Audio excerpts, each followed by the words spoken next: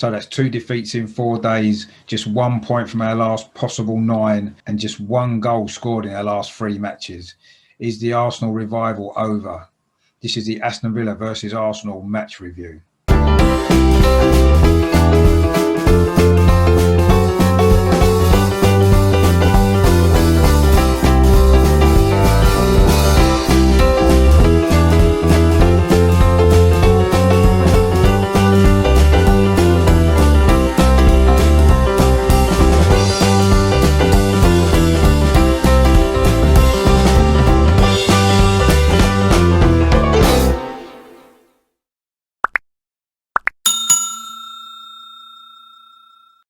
Hello, my name is Richard. Welcome back to my channel over and over again, the Positive Arsenal channel. In this video, I'm going to look back at yesterday's disappointing 1-0 defeat here at Villa Park against Aston Villa in the Premier League. I say our second defeat in just 4 days in the Midlands.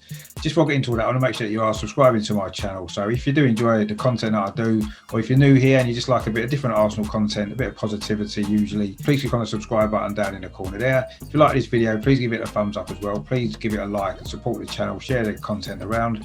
And if you've got any comments at all to make about the performance yesterday or anything at all to do with Arsenal, please drop me in the comments box below, as I'd love to hear from you guys as well.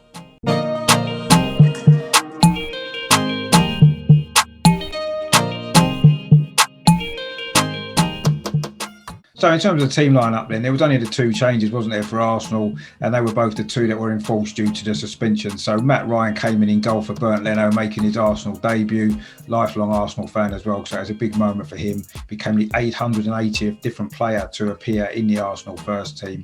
And the other change was in the back 4, of course, with David Luiz was suspended, so it was Gabriel came in for him as expected. So other than that, it was the same team that started the game at Wolves. So it was, I say, Matt Ryan in goal. The back 4 was Hector Bellerin, Rob Holding, Gabriel and Cedric Suarez, continuing at left back, still without Kieran Tierney. Not quite sure what's going on with his injury. Expected him to be back by now, but he's still not ready to play. The 2 midfield were Granit Xhaka and Thomas Partey. The 3 just in front, Saka on the right, Smith Rowe in the number 10 position, and Nicolas Pepe kept his place on the left-hand side, even though Aubameyang's now fit. And Lacazette as well remained in the side in the centre-forward position. So I say Aubameyang was on the bench again, alongside Martinelli and Martin Odegaard as well. Willian was on the bench as well. In terms of Aston Villa's team, again, there was only really 1 change from them. That was in midfield. It was Nakamba came in for Douglas Luiz. Other than that, it was the same side that were beaten 3-1 here against West Ham during the week. So they were your team lineups for this game.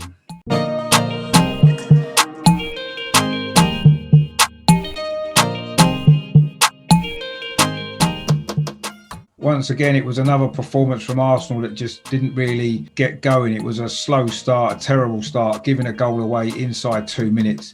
Really poor mistake, of course, from Cedric Suarez, which was added to by Rob Holding not getting close enough to Ollie Watkins, and then compounding that error by deflecting the shot past Matt Ryan. So his first action in an Arsenal shirt was actually to pick the ball out of his own net. So less than 2 minutes into this game, we were 1-0 down. Of course, in the Premier League, you're away from home. If you go a goal down this early on, it's always going to be very difficult. To be fair to Aston Villa, they're very strong defensively, and they put in a good performance as well. They made it very difficult for us. We didn't really create too many chances in the first half. In fact, Aston Villa should have had a second goal. It was a nice little turn on the edge of the box from Traore, and he tried to dink the ball over Matt Ryan actually, but he made a good save. The first of a few good saves that he actually made in this game. The second half saw improvements from Arsenal. We did take the game to Aston Villa, but most of the football that we were playing were in front of their back 4.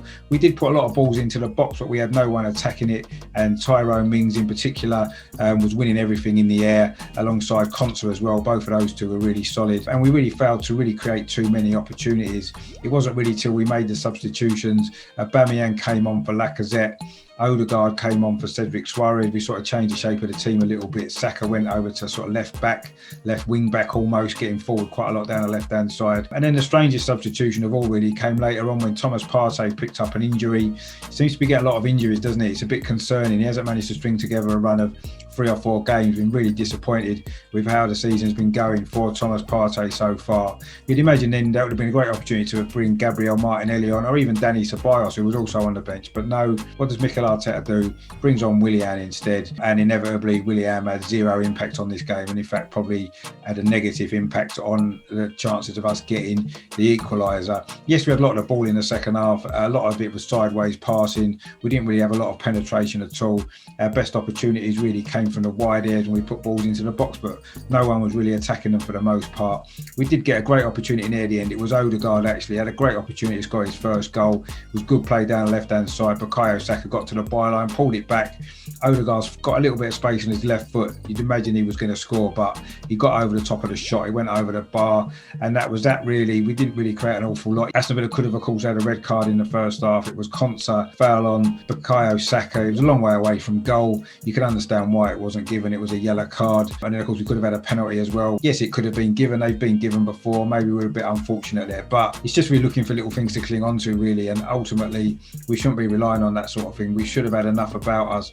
You know, you look at the team, we're not creating really many opportunities. I say we scored one goal now in our last 3 games, despite having a lot of possession of the ball. And look at some of the attacking players we've got in our squad. You know, we've got some really good attacking players that would walk into a lot of sides well above us in the Premier League. Players like Smith Rowe, fantastic young player. He's proving himself to be. But Bukayo Saka, of course, got to be in the running for Young Player of the Year. In fact, he'd be nailed on to win if he didn't play for Arsenal. And Nicolas Pepe as well. He's got the potential to be a really good attacking player. Lacazette scores goals, Aubameyang scores goals, and now we've got Odegaard as well, one of the best attacking midfield talents in Europe. So while we're not scoring goals is a mystery. We've got a lot of the ball, but we're just not making the most of it. We're not getting the best out of our attacking players. And while this continues to happen, we're going to keep getting results like this. This was a game really where it was there for us to bounce back from the midweek game against Wolves. A really good performance in the first half there before things went wrong. Again, early on in this game, things went wrong and we wasn't able to turn it around. It's just not really good enough. The improvements that we've made after Christmas, when you actually look at it in reality, we've only actually won 2 of our last 6 matches now in the Premier League. It's not really a great run. We're not scoring enough goals, and unfortunately every single mistake we're making, we're being punished for. And it's not a great combination, is it? The top 4, the top 6 are now almost a distant dream. Teams with games in hand on us, we're going to do well to match last season's finish in 8th position, aren't we? We're all pinning our hopes on the Europa League to even get back in Europe next season, and unless things improve dramatically in the next few weeks, we're not going to progress much further in that either, are we? So it's not a great time at the moment, is it? You know, we're saying trust the process, back the manager, but he keeps making the same mistakes. The substitution of Willian today, bringing him on in this game when Martinelli's on the bench, or Danny Ceballos, as I said, ridiculous decision, and it's come back to haunt him, and he's got to start being made accountable for these ridiculous decisions that's costing us. It was an okay performance in the second half. At least we tried and we worked hard, but we're just not creating chances, and that's down to do with the way that we're playing. We're a lot more solid defensively, although if it wasn't for Matt Ryan in goal, we would have ended up losing this game 3 or 4-0. And not that we deserve to do that, but Villa are a lot more direct and created a lot more chances with less possession, and that's something that Arteta really needs to look at.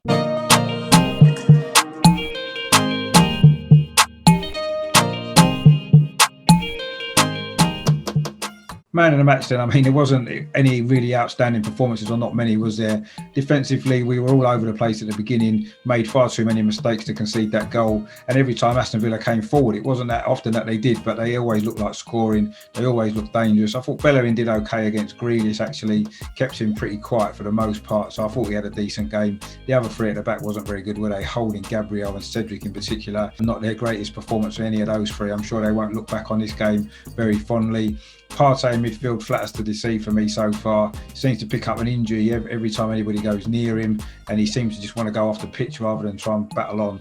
Very disappointed with him. Not a very good performance. I thought Xhaka did okay, put some good balls in. Yes, he lost possession a few times as well.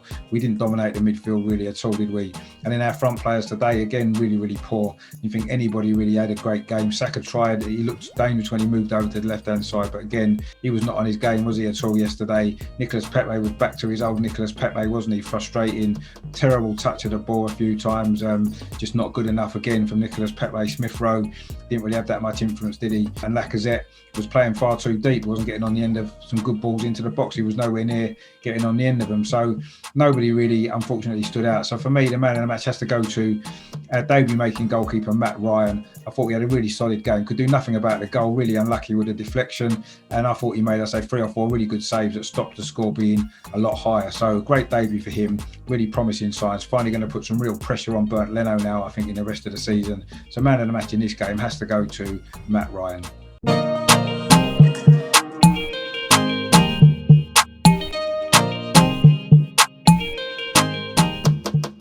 Yeah, another really disappointing result, another disappointing performance. It's amazing how quickly things have changed, isn't it? From the optimism that we had just after Christmas with those 3 victories, suddenly now we've gone backwards again to where we were back in November and December when we were losing games like this on a regular basis. We need to turn this around.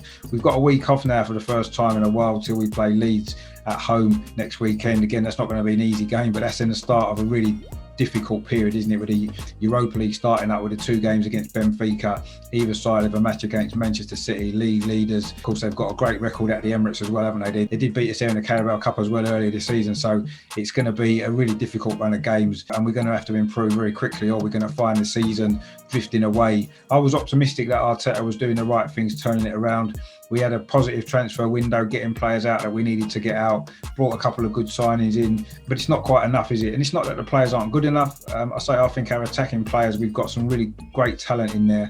We're just not getting the best out of it at the moment, and that's something that Arteta really has got to turn around quickly. Otherwise, I'm not sure if he'll still be here next season. So that's that my review of yesterday's disappointing 1-0 defeat here at Villa Park. Stay tuned to the channel because I will be doing some different stuff this week. Obviously, there's no midweek games. I will be doing a live show in the early part of the week, looking at other stuff to do with the club, and then we'll be moving ahead to the weekend's game against Leeds. I'll have a preview of that up probably on Thursday, and then Friday evening I'll be doing my usual live show looking ahead to that game. Get a Leeds fan on as well. Might get Mark on, of course, who came on before. He was a great guest, wasn't he? So maybe catch up with him, see what he's made of Leeds season so far. They've been a bit up and down, but they always play good football, don't they?